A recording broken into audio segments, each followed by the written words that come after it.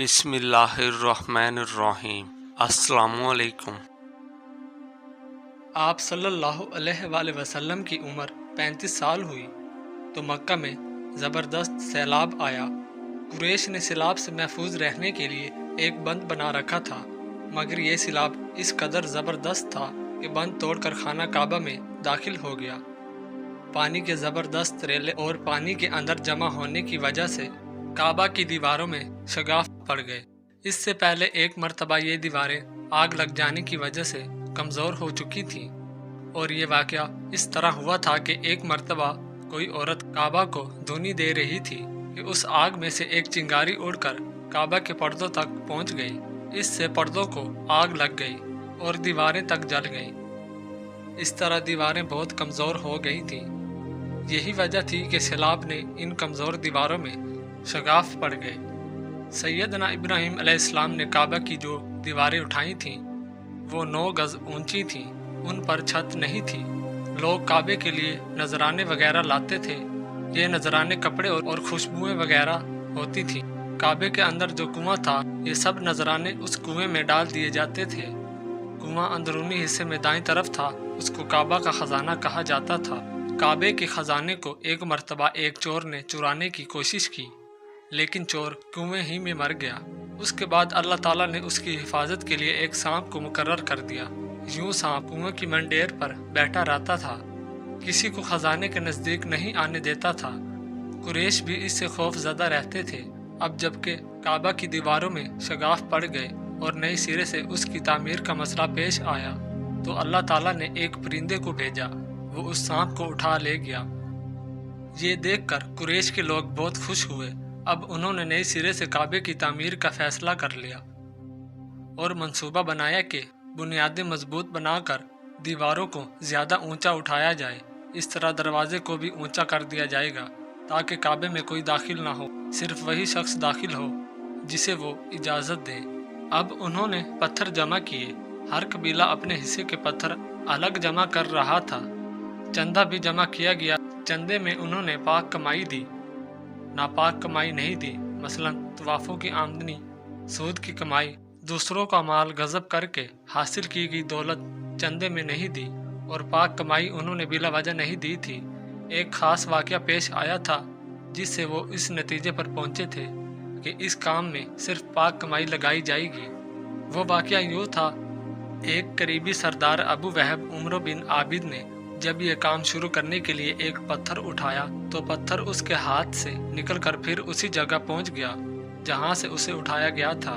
اس پر قریشی حیران و پریشان ہوئے۔ آخر خود وہب کھڑا ہوا اور بولا، اے گرد و قریش، کعبے کی بنیادوں میں سوائے پاک مال کے کوئی دوسرا مال شامل مت کرنا۔ بیت اللہ کی تعمیر میں کسی بدکار عورت کی کمائی، سود کی کمائی یا زبردستی حاصل کی گئی دولت ہرگز شامل نہ کرنا۔ یہ وہب نبی کریم صلی اللہ علیہ وآلہ وسلم کے والد حضرت عبداللہ کا ماموں تھا اور اپنی قوم میں ایک شریف آدمی تھا۔ جب قریش کے لوگ خانہ کعبہ کی تعمیر کے لیے پتھر ڈھونڈ رہے تھے تو ان کے ساتھ نبی کریم صلی اللہ علیہ وآلہ وسلم بھی پتھر ڈھونڈنے میں شریک تھے۔ آپ پتھر اپنی گردن پر رکھ کر لا رہے تھے۔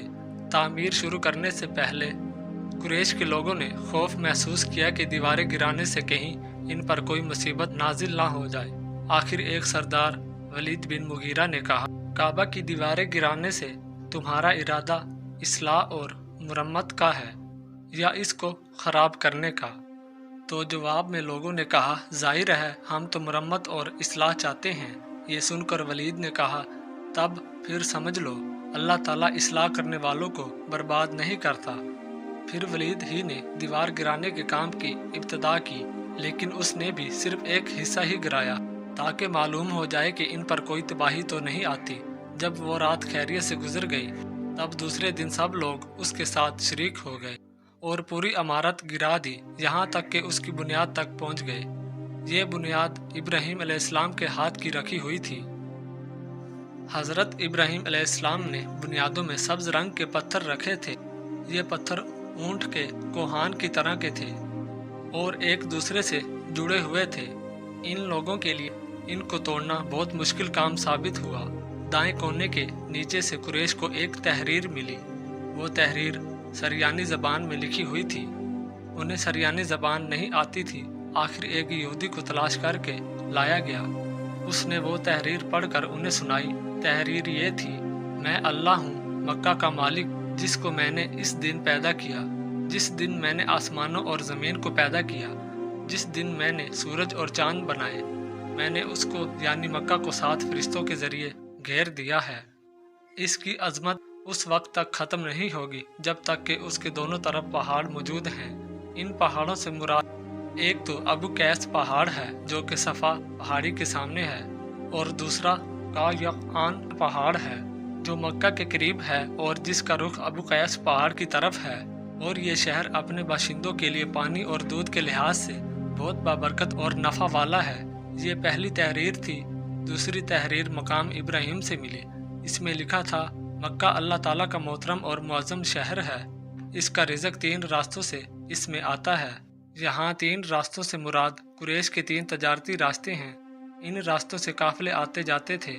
तीसरी तहरीर इससे कुछ फासले से मिली। इसमें लिखा था, जो भलाई बोएगा लोग उस पर रश्क करेंगे, यानी इस जैसा बनने की कोशिश करेंगे, और जो शख्स रुसवाई बोएगा वो रुसवाई और निदामत पाएगा। तुम बुराइयां करके भलाई की आस लगाते हो। हाँ, ये ऐसा ही है जैसे कीकर यानी कांटेदार दरख्त में कोई अंगूर तलाश करे। ये तहरीर काबे के अंदर पत्थर पर लिखी हुई मिली।